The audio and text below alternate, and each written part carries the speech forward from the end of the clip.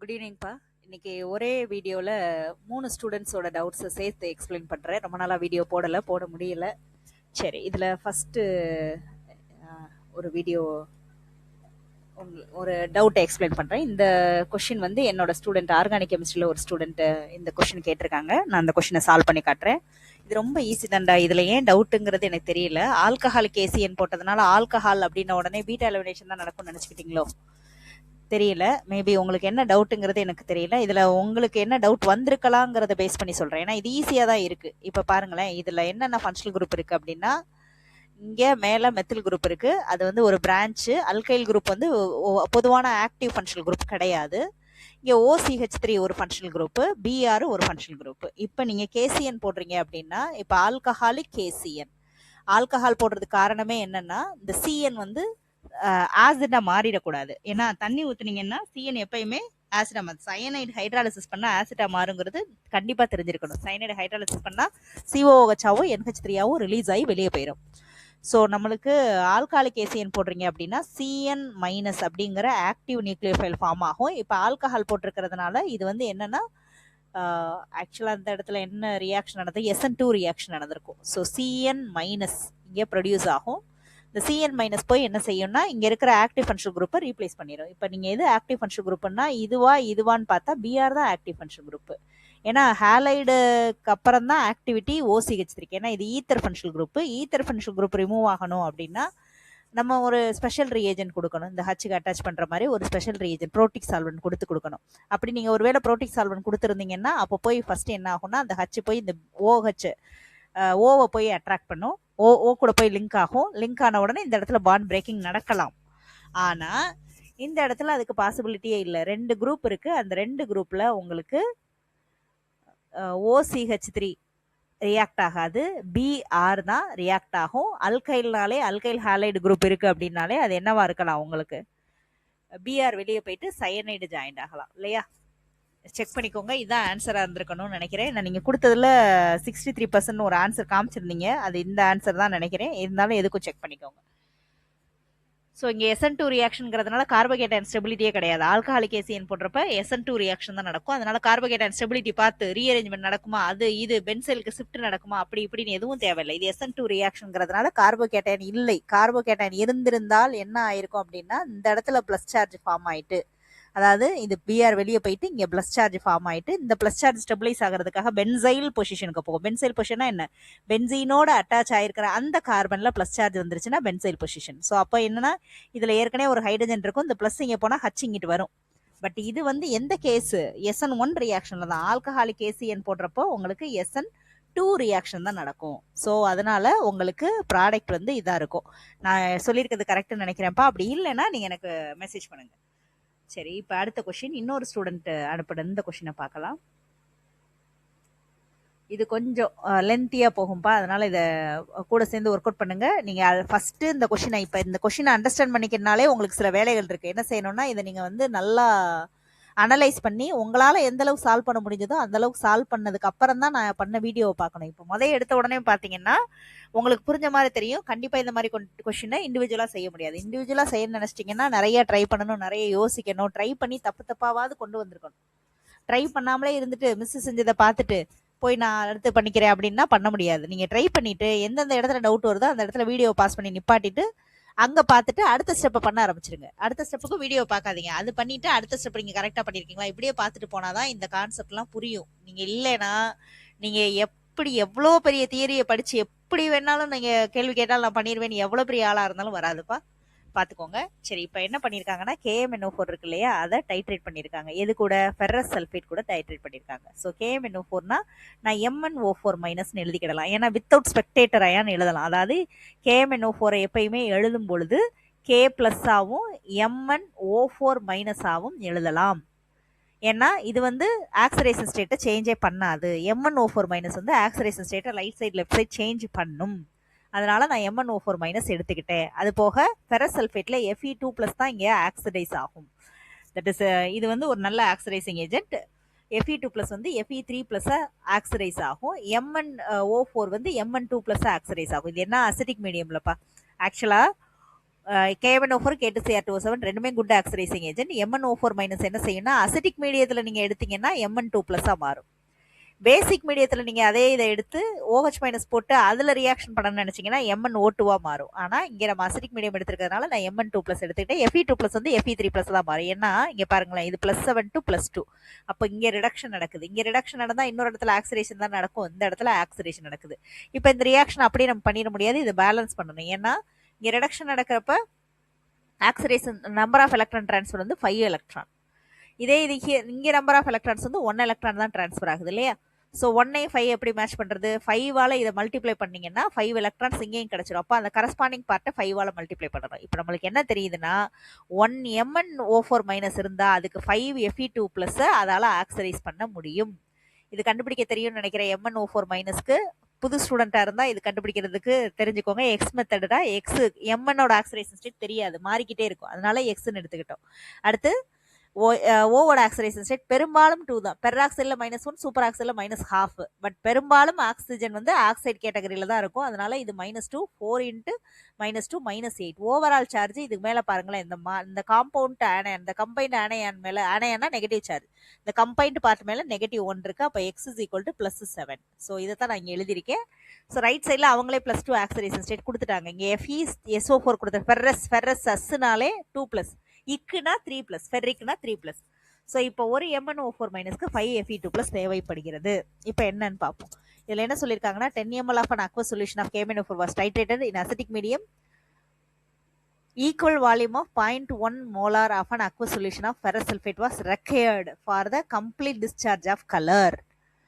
The strength of KMnO4 in grams per liter. Okay. 10 ml of aqueous solution of KMnO4 was titrated against. சரி, 10 ml எடுத்திருக்காங்களாம்ப்பா. அடுத்து was titrated in acidic medium, equal volume of 0.1 molar aqueous solution of ferrous sulfate. ferrous sulfate எவ்வளோ எடுத்திருக்காங்களா? 0.1 molar எடுத்து 10 ml தான் அதை எடுத்திருக்காங்க equal வால்யூம்னா. இப்போ என்ன கேட்டிருக்காங்கன்னா the strength of that carbon dioxide கேட்டிருக்காங்க. இப்போ ஸ்ட்ரென்த்னா ஸ்ட்ரென்த்தை வந்து மொலாரிட்டிலையும் கொடுக்கலாம், நார்மாலிட்டிலையும் கொடுக்கலாம். ஸோ இங்கே இவங்க ஏற்கனவே இதை மொலாரிட்டியில் கொடுத்ததுனால நம்ம இதை மொலாரிட்டியில் கொடுப்போம். இப்போ மொலாரிட்டியில் இதோட ஸ்ட்ரென்த் நார்மாலிட்டிலையும் கொடுக்கலாம்ப்பா. பட் இவங்க ஏதாவது ஒன்று கேட்டிருந்தாங்கன்னா நம்ம அதை பண்ணலாம். பட் இவங்க வந்து எதையும் கொடுக்கல, தட் இஸ் நார்மாலிட்டியா மொலாரிட்டியான்னு கொடுக்கல. ஸோ இங்கே மொலாரிட்டி கொடுக்கறதுனால நான் ஸ்ட்ரென்த்தை மொலாரிட்டிலே கொடுக்குறேன். சரி, செக் பண்ணி பார்க்கலாம். இப்போ எனக்கு என்னன்னா இதனுடைய மொலாரிட்டியை தான் அவங்க கேட்குறாங்க, எனக்கு தெரியாது. இதோட மொலாரிட்டியும் 10 ml தான் இருக்குது. அப்போ நான் இங்கே நம்பர் ஆஃப் மோல்ஸ் கால்குலேட் பண்ணுறேன். Number of moles of Fe2+. எப்படி கண்டுபிடிக்கலாம்? நம்மளுக்கு என்ன தெரியும்னா molarity is equal to number of moles of Fe2+ divided by volume of the solution in litre. So number of moles of Fe2+ வந்து என்னது? இதை மட்டும் இங்கே வச்சுக்கிட்டிங்கன்னா அது ரீஅரேஞ்ச் ஆகிட்டு என்ன ஆகும்? 0.1 இன்ட்டு வால்யூமை 10 ml கொடுத்துருக்காங்க இல்லையா? 10 × 10⁻³ ஏன் அப்படி போட்டிருக்கேன்? இங்கே லிட்டரில் இருக்கிறதுனால. சரி, இப்போ என்ன வருது? இங்கே 10⁻⁴ வரும். ஸோ டோட்டலாக 10⁻³ தான். ரைட். இப்போ இது வந்து 10⁻3ன்னா இங்கே வந்து Mn வந்து எவ்வளோ இருக்கும்? ஆக்சுவலாக நல்லா பாருங்கள். 5 எடுத்திருந்தாங்கன்னா இங்கே 1 இருக்குது. அப்போ 10⁻³ எடுத்திருந்தாங்கன்னா இங்க என்ன இருந்திருக்கும்? அதாவது இது 5 டைம்ஸ் எடுத்திருந்தாங்கன்னா இது ஒரு டைம் தான் இருக்கு. அப்போ நான் என்ன பண்ணுவேன்னா இது வந்து 1 × 10⁻³. அப்போ 1/5 × 10⁻³ தான் இருந்திருக்க வேண்டும். எது? இதனுடைய மொலாரிட்டி. ஸோ இதனுடைய மொலாரிட்டி வந்து 1/5 மொலாரிட்டி இல்லை, number of moles. Number of moles வந்து 1/5 × 10⁻³. எப்படி சொல்றேன் நம்பர் ஆஃப் மோல்ஸ்னு? ஆக்சுவலா இது வந்து 5 தேவைப்படுது அப்படின்னா இது 1 மோல். அப்பனா இது வந்து 10⁻³ தேவைப்படுதுன்னா இது 1/5 × 10⁻³ இப்போ தெரிஞ்சிருச்சு இல்லையா? என்னென்ன தெரிஞ்சிருக்கு? நம்பர் ஆஃப் மோல்ஸ் தெரிஞ்சிருச்சு, வால்யூம் தெரிஞ்சிருச்சு. இப்போ மொலாரிட்டி கண்டுபிடிப்போம். இதை தான் அவங்க ஸ்ட்ரென்த்னு கேட்டிருக்காங்க. ஸோ நம்பர் ஆஃப் மோல்ஸ் வந்து 1/5, வால்யூம் வந்து என்னது? divided by volume of the solution in liter. 1/5 × 10⁻³ divided by volume of the solution in liter னா 10 × 10⁻³ லிட்டர். ஸோ இப்போ நான் வந்து ரெண்டையும் கேன்சல் பண்ணேன்னா 1/15 வரும். So 1/15னா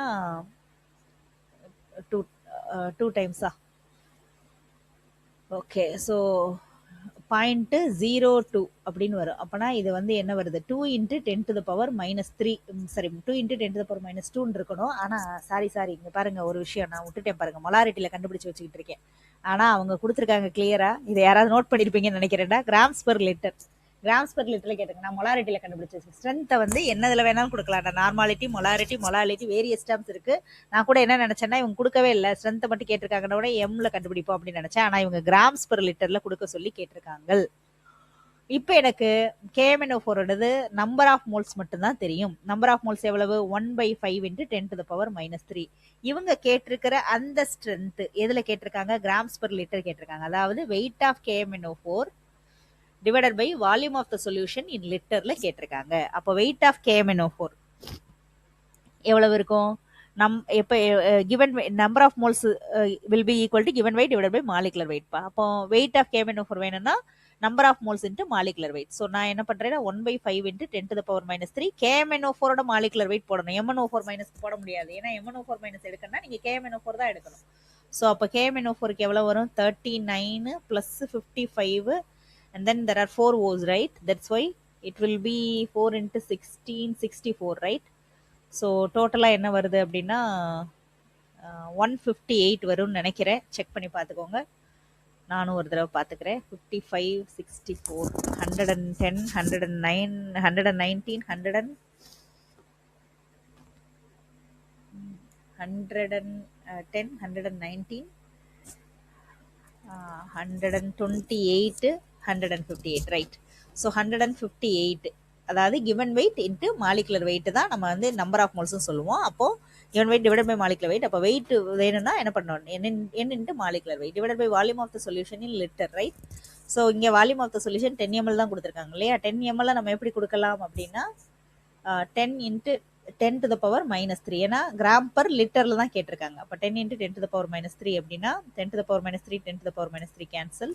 so 1/50 × 158, right?